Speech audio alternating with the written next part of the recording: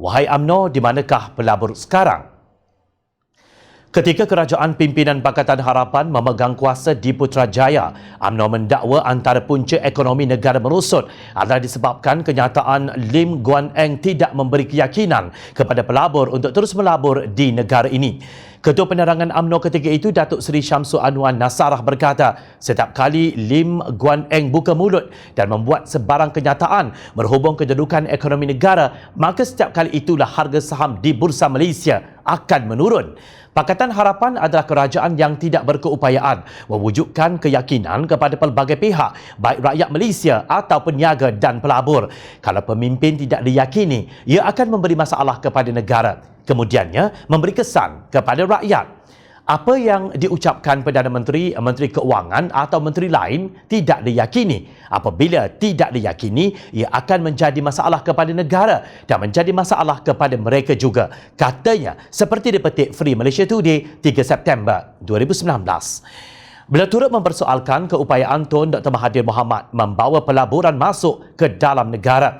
Mana sahaja negara yang Perdana Menteri kita tidak pergi, dia sudah pergi ke Jepun, China, Amerika Syarikat, Pakistan, Turki dan pelbagai negara lagi sewaktu siri lawatannya ke luar negara. Apakah pelabur yang dibawa masuk? Zaman kita, Barisan Nasional tidak perlu Perdana Menteri yang pergi. Cukup Menteri Keuangan sahaja yang pergi. Itu pun sudah banyak pelaburan. Kalau Perdana Menteri ketika itu yang pergi, maka lagi banyaklah pelaburan dibawa masuk, katanya. Syamsul Anwar kini memegang jawatan sebagai Menteri Tenaga dan Sumber Asli dalam Kerajaan Perikatan Nasional. Wahai Menteri, di mana anda sekarang? Sejak UMNO kembali berkuasa melalui pintu belakang dan tebuk atap dengan menggunakan topeng Perikatan Nasional, adakah pelabur asing sudah berbondong-bondong kembali ke Malaysia? Menurut laporan Berita Harian pada 16 Mac 2020, setelah membentuk Kerajaan Pintu Belakang, Bursa Malaysia terus mencatatkan aliran keluar dana apabila pelabur asing menjual bersih 1.91 bilion ringgit saham tempatan minggu itu.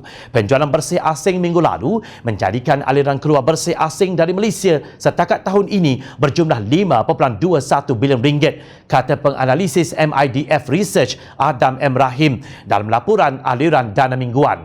Bagaimanapun, MIDF berkata pada minggu lepas jualan bersih asing di Bursa Malaysia susut kepada 631.9 juta ringgit, menandakan kali pertama dalam tempoh 5 minggu bahawa dana antarabangsa melupuskan ekuiti tempatan di bawah paras 1 bilion ringgit.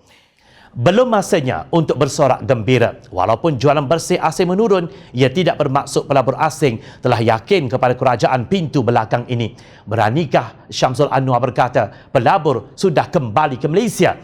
Malah ringgit terus dibuka rendah berbanding dolar Amerika Syarikat pagi tadi pada tahap 4.375 berikutan sentimen pelabur yang negatif. Harga minyak mentah yang rendah dan perintah kawalan pergerakan oleh kerajaan untuk memerangi penularan COVID-19 pula dipersalahkan.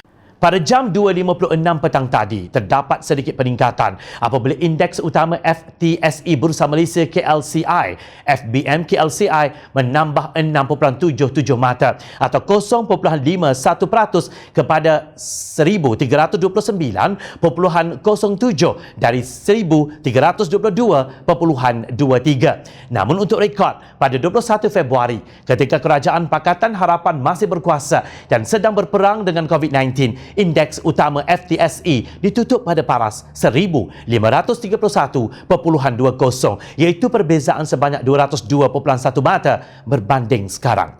Nasihat rakyat Marhain kepada pemimpin Perikatan Nasional yang angkuh ukur baju di badan sendiri, rakyat memerhati.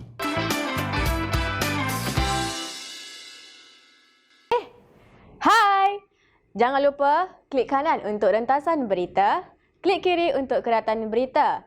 Dan jangan lupa untuk subscribe kami tau.